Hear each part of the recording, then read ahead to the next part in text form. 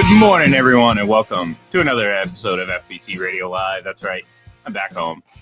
I'm back from the West Coast, and somewhat back to my normal sleep pattern, although I did wake up very late this morning, hence why we are starting at such an odd hour right now, and probably will only be on for about 20-30 minutes, but we got to ease ourselves into it. There's a lot to get into. There's a lot to discuss, and we have a lot coming up this week, which is going to be a lot of fun to talk about, and a lot of events going on. But the one thing, John, the draft is in the rearview mirror. It is over with. We know who drafted who, and we can finally move on, right?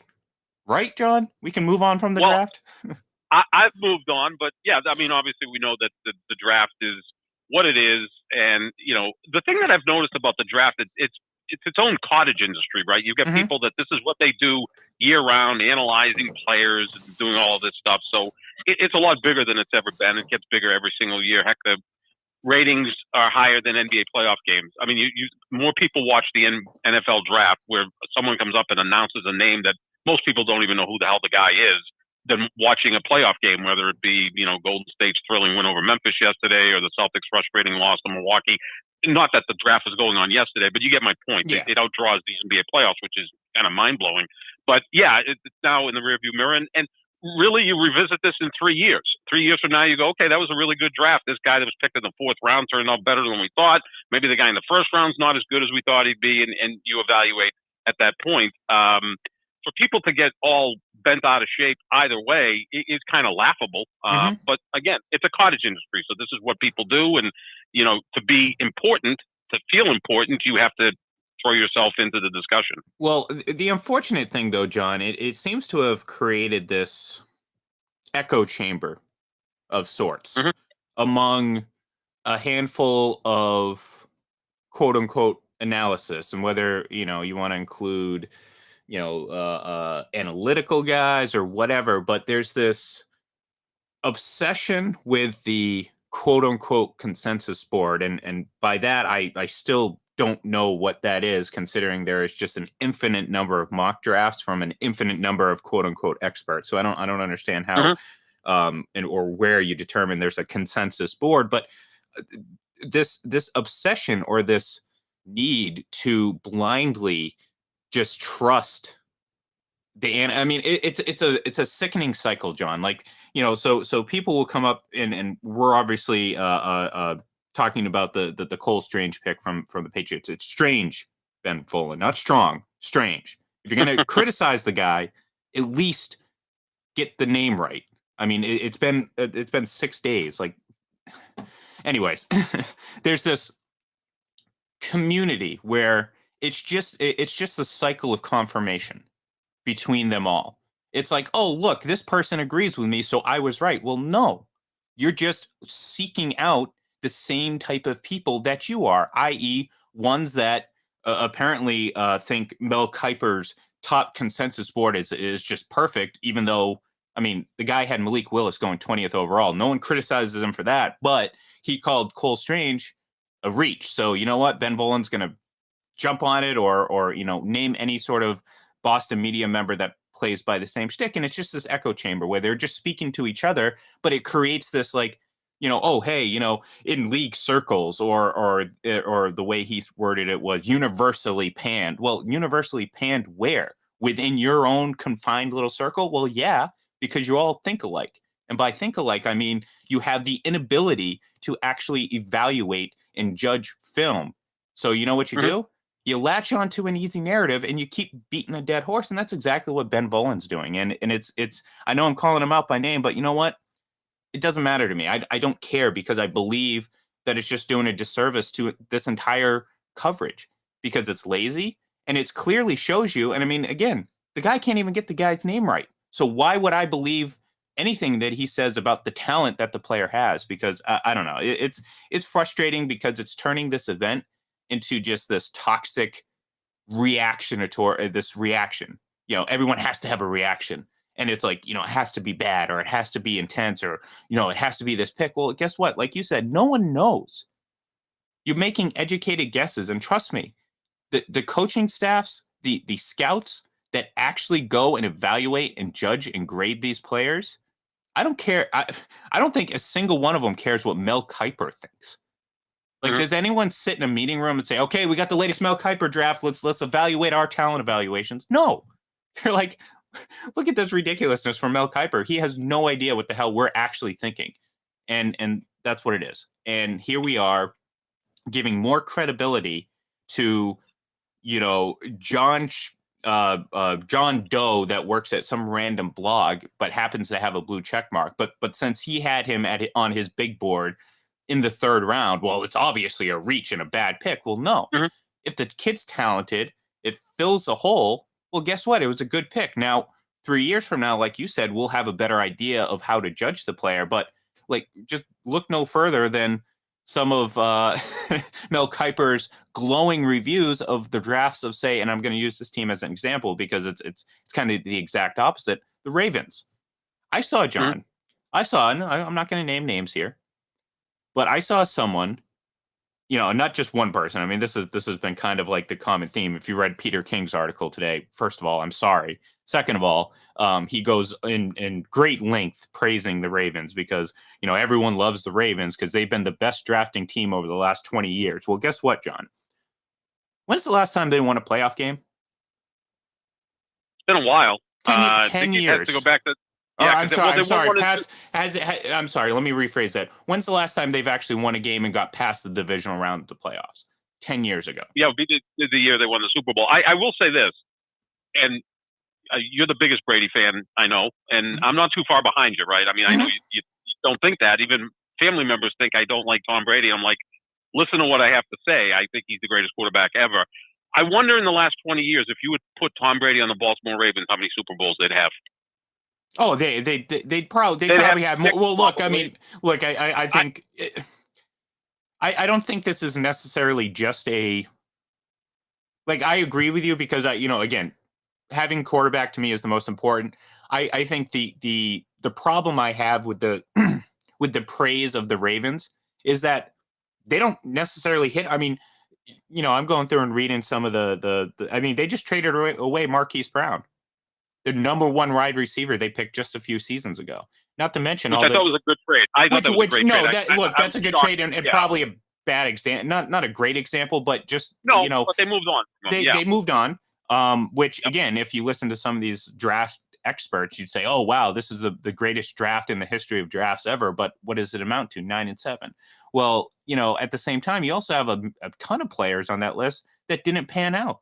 Like the problem is, speaking specifically about the Patriots, people want to, say it was the worst draft this or Belichick's. I saw someone say he was like a bottom 5 GM, and I'm like thinking, have any of you taken just a second to actually compare and contrast between the actual other NFL teams? Because I can guarantee you that his success and failure rate is not in the bottom 5, and I'd argue that it's probably in the top echelon of the NFL across the league because For his whole career, well, absolutely. I mean, I yeah, don't think they well, win look, 6 Super Bowls by but like accident. this, Yeah, I but mean, this idea that like the last 5 years have been trash, but then you go out and you ignore all the hits. It's like the problem with it is like there's no like the easy way out is to just criticize Belichick because guess what? You're never wrong.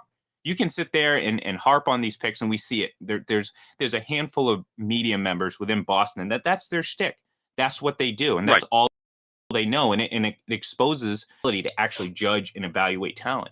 Like I'm not sitting here pretending like I'm this great evaluator of talent, but I also don't masquerade around as someone who knows, what the team's thinking, which is what a lot of these Boston media members Or are doing.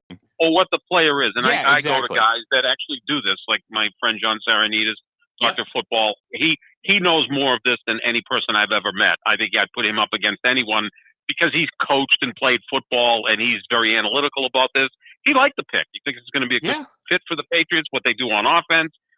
He thinks that, that Belichick drafted some older guys this year because you want them ready-made. I think the average age of the players drafted this year in this draft were higher than normal because of COVID. Yeah, Like you had some people guys sat out a stay. year, Yeah. transfers. It was just the way it worked out. But yeah, I mean, it's just, I don't know. I'm not an expert on guard play. The one thing I really got irritated with about all of this is when people would come out and say, you know, John Hannah was the greatest guard in the history of football. What did he ever win? Quentin Nelson's the greatest guard in football right now. What did he ever win? Well, I didn't know we judge guards on Super Bowl wins. We do with quarterbacks, rightfully so, but not with guards. Heck, Larry Fitzgerald's one of the 3 or 4 greatest wide receivers in the history of football. What's he ever won? I mean, are we going to now start knocking all wide receivers? I mean, when people went there, I was like, oh, okay, that doesn't make any sense to me, right? You know, Yeah, it's like it's just like this other argument that I don't even understand. But back to the original point, Ian, and I think this is beyond, you know, the draft. It's life, it's society, whether COVID or politics. We're in a time now where people seek affirmation instead of information, because it's a lot easier to just find someone you agree with and latch onto than actually do the research and go, well, this guy, you know, whatever profile the player has. Well, I saw that kind of play out where it's like you had people reacting to this pick, and then a couple days later actually looking at the film and saying, "Oh, it's not that bad of a pick," but still doubling down and saying it was a reach. Yeah. Well, no, it was only a reach within, like I said, the echo chamber in which you exist, because it's a reach because your fellow analyst or quote unquote draft experts, basically anyone with a NFL draft in their profile, said that he was a 3rd round grade, but clearly the Patriots didn't value him that low, and other teams didn't. I know the 49ers said that he was a talent, and I know I criticized Sean McVay the other day, and whether or not his explanation was legit or not, whatever, we'll move on. I'm not going to criticize him for that, but I think maybe they, again, I still think the reaction was a little off base. Whether or not the intent was bad or not, I still think, you're a 36-year-old man. Like, stop giggling. Like, just react and act like a coach of a Super Bowl champion. But clearly there's other teams in the NFL that had him ranked high. And if you look at it, the 2 guards that went before, like, what's Belichick going to do? It's like, oh, well, you know what? Mel Kiper had him going in the 3rd round. So we're not. No, you're going to take players that your team needs. Who the hell cares what other teams rank other players? Because that has nothing to do with you. Like, and I saw people do that. It's like, well, all these other teams had him. Well, who the F cares about what other teams think? It's not the Patriots. It's not the Chiefs. If you're a Chiefs fan, why do you care what the Raider? Well, I mean, division rival, of course, but you know what I mean? Like, why do you care what their big board is? Or why do you care what the Washington Commanders' big board is? It doesn't matter to your team. And it's like this idea that, and the problem too is, John, is like, people make these snap judgments and they just get basically etched into stone as fact. So now all of a sudden, Bill Belichick's a terrible drafter. No, he's not. Like, what are we talking about here? Like, you cannot win 6 Super Bowls. And look, yes, Tom Brady had a big part of that. And trust me, I'm the first one who's going to sit here and say that, Tom Brady was a more important part of the winning than Belichick. But that is because I believe that the quarterback being on the field, a great quarterback is always going to surpass the value of a great coach. That's just what I believe. It's not necessarily a Brady Belichick thing, but I'm consistent. It doesn't change the fact that there have been many great players drafted and members that were foundational pieces to Super Bowl championships. Like, you can't sit there and say Belichick has been a bad drafter over the last decade when they've won 3 Super Bowls and went to 4 with guys littered across that lineup that were drafted by the Patriots or undrafted free agents. And it's just silly to me that we continue to do this. And it's like, these people are that perpetuate this narrative are quote unquote respected media members. So what does that do? Well, guess what? The casual fan who doesn't really pay attention to the day-to-day stuff is going to see that and say, oh, of course Belichick's a bad drafter. And I'm just like scratching my head like, oh my God, I can't do it anymore, John. I can't. It drives me nuts. Well, let's talk NBA playoffs then. No, but actually, the big thing with all of this is again, it's almost like giving a review of a restaurant that you didn't eat at. Yeah, just like, I hear that place isn't very good, but I've never eaten there. And then you go there and go, pretty good. You know, Yeah. the service was good. It was clean. I've gone back 6 times and it's very consistent. So yeah, I just find it all kind of laughable, and it is kind of interesting. And look, I'll be the first guy to knock Belichick, absolutely, but in this city, you know, the 2 most successful teams have been the Red Sox and the Patriots. Yet they get pushed back more from a lot of people than say the Bruins and the Celtics, who, you know, had nice runs here, but have won one championship each over the last 20 years. Mm-hmm. When the Red Sox won 4 and the Patriots won 6. I mean, Danny Ainge won 1 title here, and he was lauded as like the greatest general manager in the history of the NBA. And you know, the Bruins, I mean, would they really ever knock Sweeney as the general manager? You know, I mean, it's just kind of like, because they kind of plug along. Look, I mean, they have. Don Sweeney was mocked 20 minutes after he got hired after the 2015 NHL draft. After that, yeah. I mean, and unfortunately, he was hired 20 minutes before the draft. Yeah. So yeah, no, but again, baseball and football are bigger than hockey and basketball. And Ainge played here, right? So it was almost like he's one of us in a sense. And Belichick's an easy target. He's a grumpy old guy that doesn't seem to really care. And doesn't care. Honestly, that's the thing. Yeah, like, the person who cares the least about all this is Bill Belichick. Like he doesn't care. Like he doesn't care. Like I guarantee he probably shares the same opinion about Volan as I do.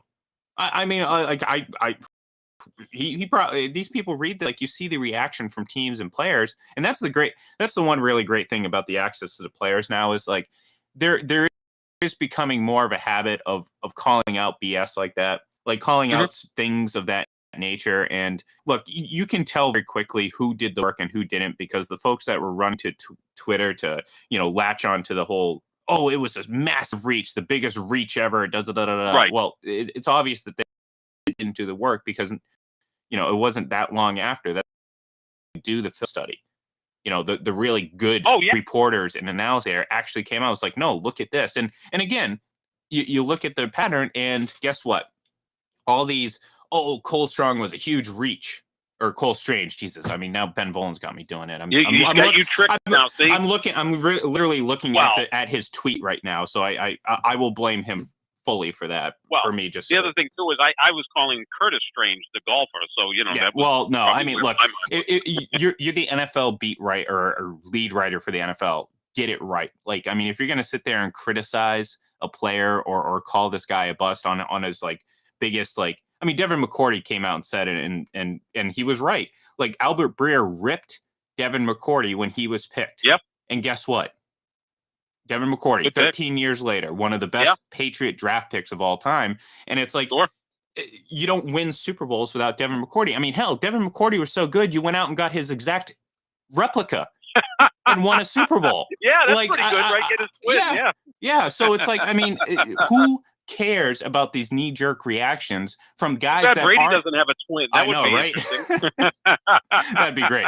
It's me. I'm just is Michael Jordan, unfortunately. Yeah, pretty much. He's no longer available to play the 2 sociopaths. Oh man. But no, I mean, he's not trolling Volan for, you know, by accident, right? And this is kind of what he does. And there's a lot of good guys in here. You know, I think, you know, Andrew Callahan from the Herald is actually someone who gets involved, and Karen Garrigan. These are good reporters. These are good people that put the time in, and you know, again, Volan now has some sort of national profile, and that's where people go at it with this. You know, let me try to throw bombs out there because that's more interesting than actually giving you information. It's lazy writing, and it's lazy. I will go to my grave believing that. So only a couple minutes. I do want to comment real quick on the Celtics. Yeah, I don't know about you. I'm really not that concerned.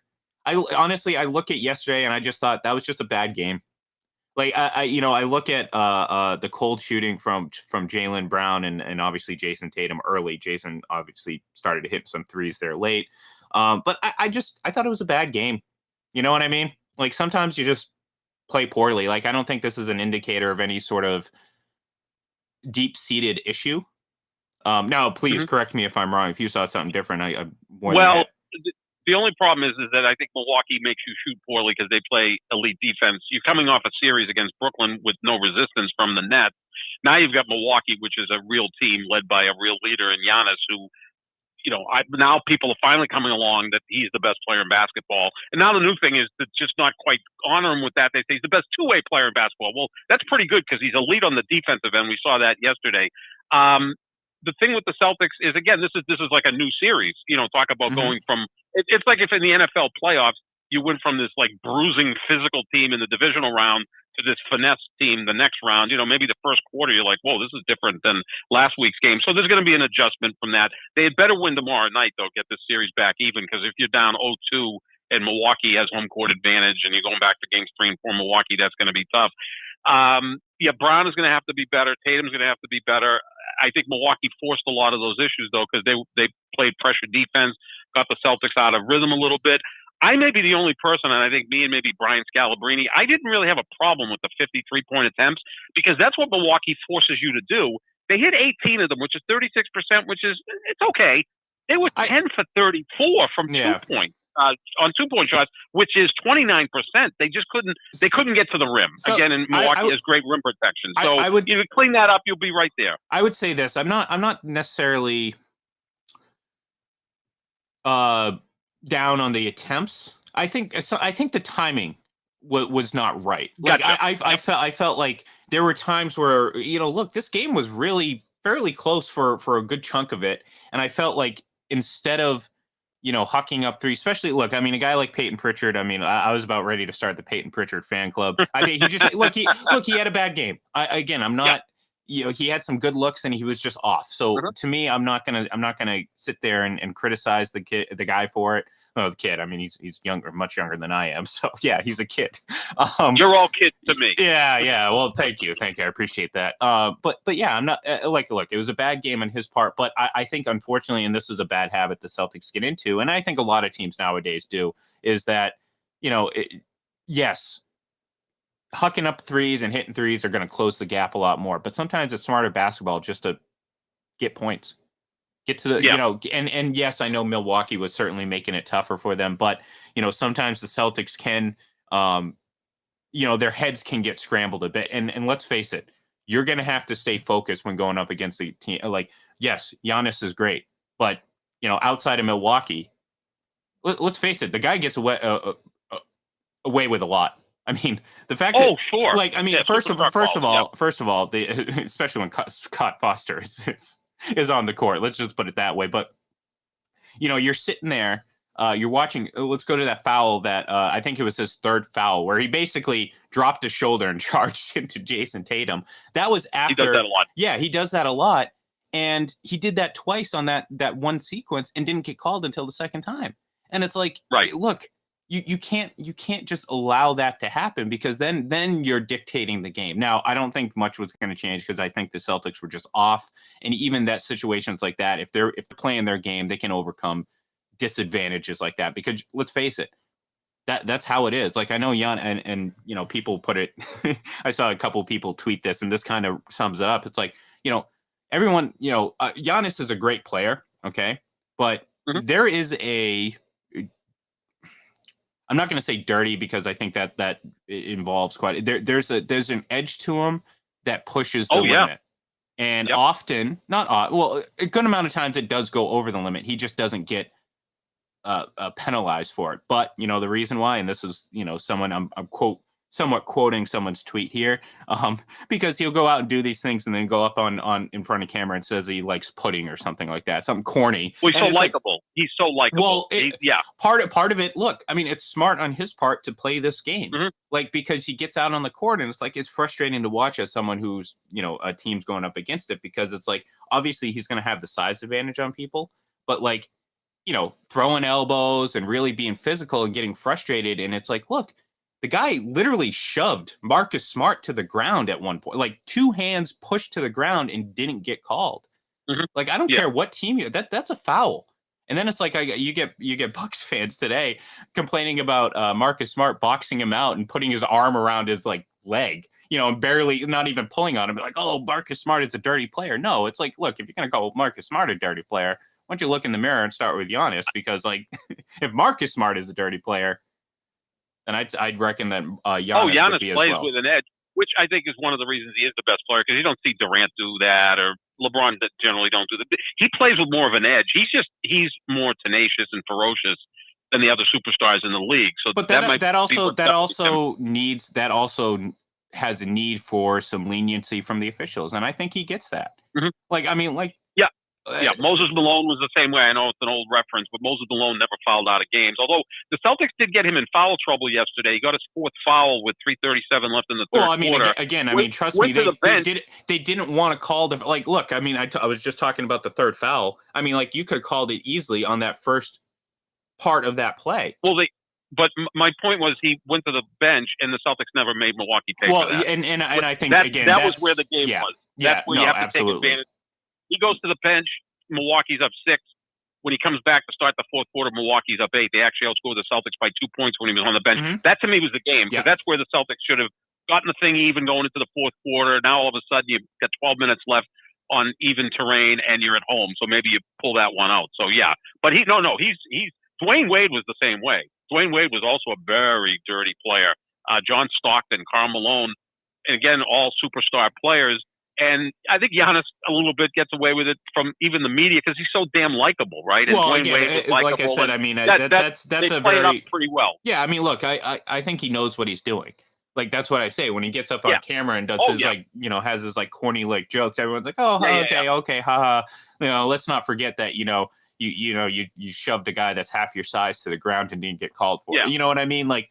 Let's forget about the flying elbows and stuff like that. I get it. You're bigger than everyone else, but for someone that is so adept at doing the Euro step and having ball control, he seems to lose a lot of control when he's, one-on-one with someone and, throwing elbows and stuff like that. So, well, I tell you what, I hope the Brewers don't play the Red Sox in the World Series because you hate the state of Wisconsin.